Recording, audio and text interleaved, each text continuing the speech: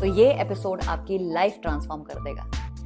हर किताब की एक बर्थ हिस्ट्री होती है और इस किताब का जन्म हुआ है उस ऑथर के हाथ जो ऑस्ट्रेलिया के एक हॉस्पिटल में नर्स का काम करती थी और उन पेशेंट्स का ध्यान रखती थी जो अपनी लाइफ की आखिरी स्टेज में वहां आते थे। इन्हीं पेशेंट से बातचीत के दौरान ब्राउनी ने रियलाइज किया कि हर मरते इंसान के मन में कोई ना कोई रिग्रेट जरूर था और कमाल की बात यह थी कि पेशेंट्स में आपस में कोई सिमिलैरिटी नहीं थी लेकिन उनके रिग्रेट्स सिमिलर थे। उन्हीं में से टॉप 5 रिग्रेट्स के बारे में ब्राउनी ने अपनी किताब में लिखा है जो कि अब मैं आपसे शेयर करने जा रही हूं ताकि आप वो रिग्रेट्स ना दोहराएं। रिग्रेट नंबर 1, काश मैंने अपनी जिंदगी अपने हिसाब से जी होती, ये परवाह करे बगैर कि लोग क्या सोचेंगे। हर मरते इंसान के मन में ये रिग्रेट था कि वो पूरी जिंदगी ये सोचते रह गए कि लोग क्या सोचेंगे और कभी अपने मन की नहीं करी। ऐसे कपड़े मत पहनो, लोग क्या सोचेंगे, वहां मत जाओ, लोग क्या सोचेंगे, ये मत करो, लोग क्या सोचेंगे। और आज जब वही लोग अपने डेथ बेड पर हैं, मरने जा रहे हैं और जिन लोगों की परवाह में उन्होंने अपनी पूरी जिंदगी निकाल दी, उनमें से एक इंसान मिलने नहीं आया। कुछ लोगों ने अपने मनपसंद पार्टनर से शादी नहीं करी, लोग क्या सोचेंगे। कुछ लोगों ने अपना पैशन फॉलो नहीं किया, लोग क्या कहेंगे। कुछ लोगों ने अपनी ड्रीम जॉब फॉलो नहीं करी, लोग क्या सोचेंगे। Now I am not provoking you to get rebellious. मैं सिर्फ ये कह रही हूँ कि जिन चीज़ों में आप बिलीव करते हैं उनके लिए एक स्टैंड लीजिए। अगर आप पूरी जिंदगी यही सोचते रह जाएंगे कि लोग क्या सोचेंगे, लोग क्या कहेंगे, तो एक ना एक दिन ये रिग्रेट आपको भी होगा। रिग्रेट नंबर 2 जो ज्यादातर मेल्स को था वो ये था कि काश मैंने इतना काम ना किया होता, काश मैंने अपने स्पाउस के साथ, अपने पेरेंट्स के साथ ज्यादा टाइम बिताया होता, काश मैंने अपने बच्चों को बड़ा होते देखा होता।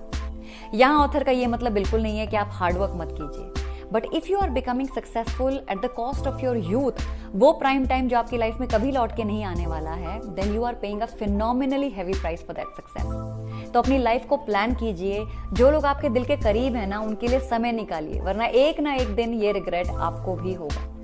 रिग्रेट नंबर 3, काश मुझ में इतनी हिम्मत होती कि मैं लोगों को अपनी फीलिंग्स बता सकती। और फीलिंग्स से यहाँ ऑथर का मतलब सिर्फ रोमांटिक फीलिंग्स नहीं है। काश मैं अपनी माँ को बता सकती कि मैं उससे कितना प्यार करती हूँ। काश मैं अपने भाई से कह सकती कि वो मेरी लाइफ में कितना इंपॉर्टेंट है। काश मैं अपनी कजन को बोल सकती कि एक दिन उसने मेरा कितना दिल दुखाया था। डे टू डे लाइफ में जो लोग हमारे नज़दीकी हैं, जो हमारे दिल के करीब हैं, या तो हम उन्हें फॉर ग्रांटेड लेते हैं या सोचते हैं चलो छोड़ो आज नहीं फिर कभी कह देंगे, कहीं रिश्ता खराब ना हो जाए।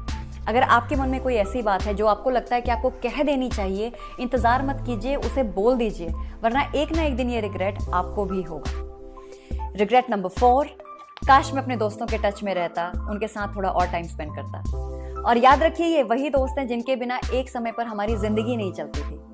माना अब वो पढ़ाई के लिए बाहर चले गए होंगे, जॉब के लिए बाहर चले गए होंगे, लेकिन we live in a golden era. आप उन्हें फोन कर सकते हैं, वीडियो कॉल कर सकते हैं, टेक्स्ट कर सकते हैं।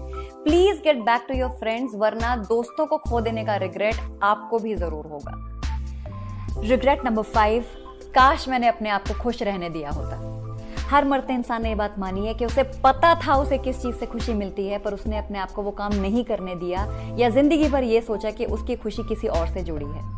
आपकी खुशी का कंट्रोल आपके खुद के हाथों में है और इस बात को आप जितनी जल्दी समझ लो ना उतना आपके लिए अच्छा है, वरना ये रिग्रेट आपको जरूर होगा। आपने कभी किसी मरते इंसान को ये कहते सुना है कि काश मैं एक बंगला और बना लेता, काश मैं एक प्लॉट और खरीद लेता, काश मैं थोड़ी ज्वेलरी और बनवा लेती? नहीं ना। मरते समय मटेरियलिस्टिक चीजों का रिग्रेट नहीं होता।